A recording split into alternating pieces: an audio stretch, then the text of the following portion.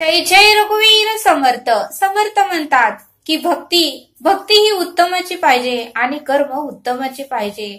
त्याचं फळ आपल्याला नक्कीच मिळतं असं समर्थांनी आपल्याला इथे सांगितलं. आणि म्हणून समर्थ म्हणतात की राजा दशरथ यांचं एकच श्रवण चुकलं आणि त्यांना त्यांच्या कर्माचं फळ मिळालं असं समर्थांनी आपल्याला इथे सांगितलं. ज्यावेळेस राजा दशरथ हे जंगलामध्ये शिकार करण्यासाठी गेले होते, पण त्यांना मात्र पाण्याचा आवाज आला पण त्यांना वाटलं तेथे पाणी प्यायसाठी आला आहे. आणि म्हणून त्यांनी कोणताही विचार न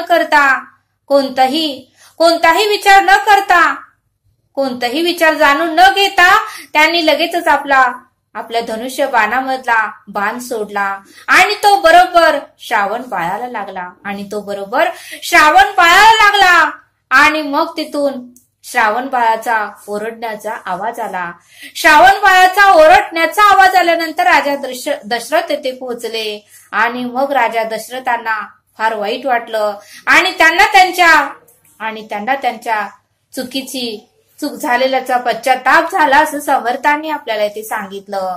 पण पश्चाताप जरी झाला तरी त्याचं फळ, त्याची शिक्षा ही पुढे जाऊन त्यांना मिळालीच. आणि म्हणून समर्थ म्हणतात की कोणतंही कर्म केलं तर त्याचं फळ, त्याची शिक्षा ही आपल्याला भेटतीच असं समर्थांनी आपल्याला इथे सांगितलं.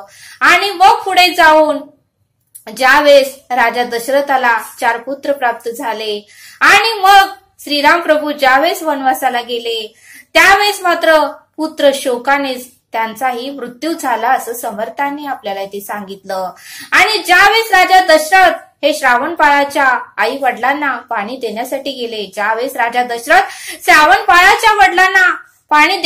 गेले, त्यावेळेस मात्र श्रावणबाळाच्या आई वडिलांनी लगेचच ओळखलं. कारण आईमध्ये, वडिलांमध्ये एवढी शक्ती असते, एवढी ताकद असते की ते आपल्या मुलांचा लगेच येण्याचे चाहूल ओळखतच असते. एवढं सामर्थ्य, शक्ती ईश्वराने आपल्या प्रत्येक आई वडिलांमध्ये दिलेलीच असते असं समर्थांनी आपल्याला ते सांगितलं. त्यावेळेस मात्र श्रावण बाळाच्या आई वडिलांनी लगेचच ओळखलं की हा आपला पुत्र नाही, त्याची चाहूल वेगळीच आहे हे लगेचच ओळखलं. आणि मग त्या दोघांनीही आमचा पुत्र कुठं आहे हे विचारल्यानंतर मग राजा दशरथाने सर्व झालेला प्रकार सांगितला. म्हणून समर्थ म्हणतात की कर्म उत्तमाचे करा. आणि ज्यावेळेस श्रावणबाळाच्या आई वडिलांना कळालं की आपला मुलगा या जगामध्ये आता राहिला नाही, त्याचा मृत्यू झाला आहे. आणि त्या मुलाच्या मृत्यूची बातमी ज्यावेळेस त्यांना कळाली त्यावेळेस त्या दोघांनीही आपले प्राण सोडले. पण जाताना मात्र राजा दशरथाला तळतळ देऊन गेले. श्राप देऊन गेले की आमचा जसा पुत्र शोकाने मृत्यू होणार आहे तसाच मृत्यू तुझाही होईल. म्हणून समर्थ म्हणतात की आपण कर्म सहज करतो काय होतंय म्हणून, पण पुढे जाऊन त्याचं शिक्षा, त्याचा त्रास आपल्यालाच होतो असं समर्थांनी आपल्याला ते सांगितलं. आणि म्हणून समर्थ म्हणतात की काय करायचं असेल तर उत्तमाचं कर्म करा, त्याचं फळ आपल्याला ईश्वर उत्तमच देतो असं समर्थांनी आपल्याला इथे सांगितलं. आणि म्हणून समर्थ म्हणतात की हे सर्व काल्पनिक जीवन आहे, नश्वर आहे आणि त्यातच आपण कल्पना करतो. आणि म्हणून समर्थ म्हणतात की शाश्वत काय आहे आणि आपल्याबरोबर काय घेऊन जाणार आहोत याचाही आपण विचार केला पाहिजे असं समर्थांनी आपल्याला इथे सांगितलं. आणि म्हणून समर्थ म्हणतात की पशु प्राण्यांना, पक्ष्यांना आणि जे काही जीवजंतू आहेत आणि जे काही मनुष्य आहेत त्यांनाही कर्मभोग चुकलेला नाही, ईश्वरालाही कर्मभोग चुकलेला नाही. प्रत्येकाला जे काही कर्म केलं आहे त्याचं फळ, त्याची शिक्षा भोगावीच लागते. त्याशिवाय मोक्षाची वाट, त्याशिवाय मुक्तीची वाट मोकळी होतच नाही असं समर्थांनी आपल्याला इथे सांगितलं. आणि म्हणून समर्थ म्हणतात की कर्म हे उत्तमाचे करा, यथासांग करा की आपले कर्म इतरांना आपण ताट मानेने सांगावे असे आपली कर्म असावी असं समर्थांनी आपल्याला इथे सांगितलं. समर्थ आपल्याला एक बोध देतात. एकदा गुरं राखणारा आपली गुरं घेऊन नेहमी तो शेतामध्ये राखण्यासाठी जात होता. त्यांना पाणी वगैरे जे काही त्यांना हवं होतं ते देत होता.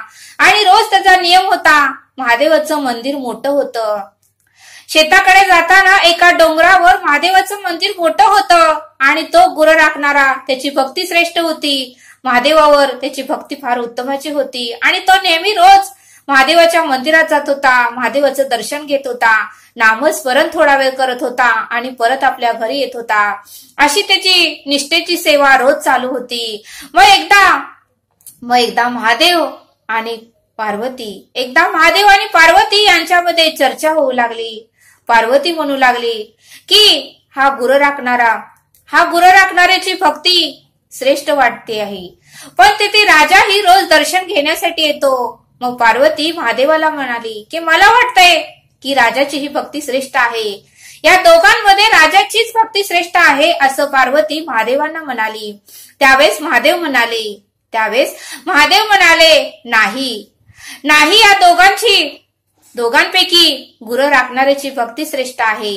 त्यावेळेस मात्र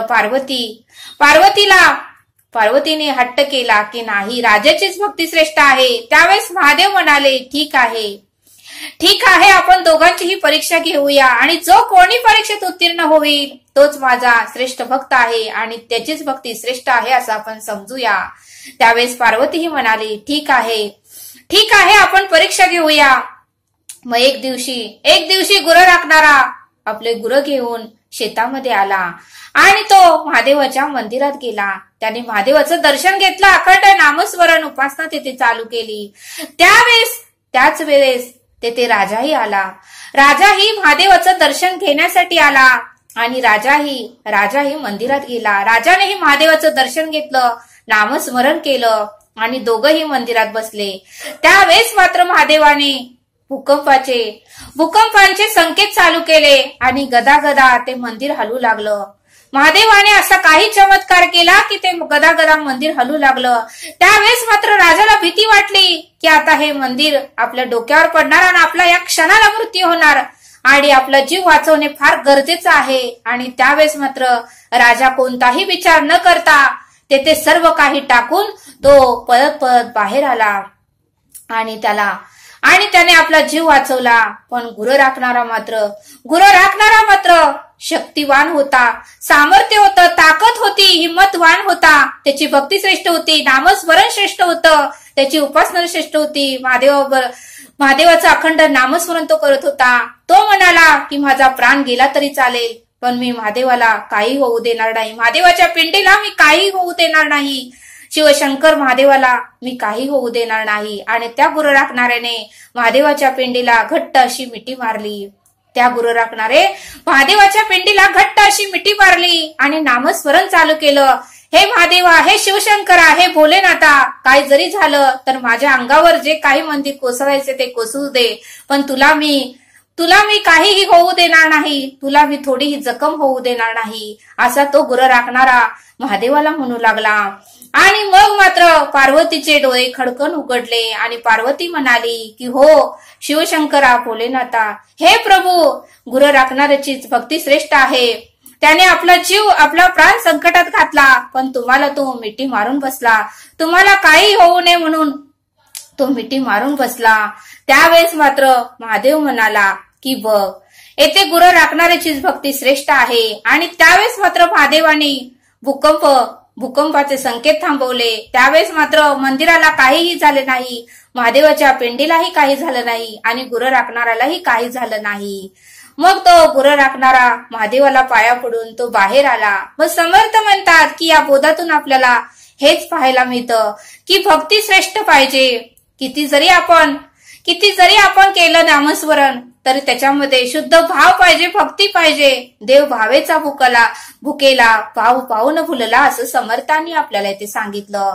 आणि म्हणून समर्थ म्हणतात की आपले कर्म उत्तमाची करा, भक्ती श्रेष्ठ ठेवा आणि अखंड नामस्मरण करा. तुमच्या आयुष्यात काहीही कमी पडणार नाही आणि तुमचं आरोग्यही उत्तमच राहील आणि तुम्हाला सुख, शांती, समाधान नक्की प्राप्त होईल असं समर्थांनी आपल्याला इथे सांगितलं. तरी आता आपण येथेच थांबूया. धन्यवाद. जय सद्गुरु.